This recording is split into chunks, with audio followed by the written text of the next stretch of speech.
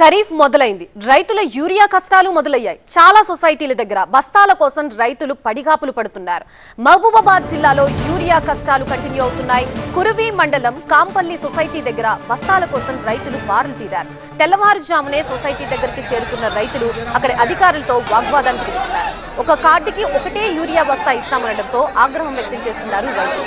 అరాకొరాగా పంపిణీ చేస్తే ఎలాగా అని ప్రశ్నిస్తున్నారు. ఇటు గంటల తరబడి క్యూ లైన్ లో ఉండేసరికి రైతుల మధ్య కూడా తోపులాట జరిగింది.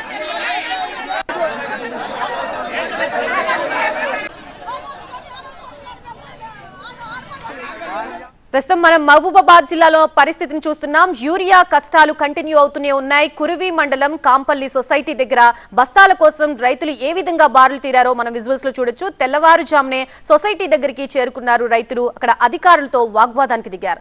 ఒక్క కార్డుకి ఒకటే యూరియా బస్తా ఇస్తామనడంతో ఆగ్రహం వ్యక్తం చేస్తున్నారు. అరాకొరాగా పంపిణీ చేస్తే ఎలాగా అని రైతులు ప్రశ్నిస్తున్నారు. ఇటు గంటల తరబడి క్యూ లైన్ లో ఉండేసరికి రైతుల మధ్య కూడా తోపులాట జరిగింది.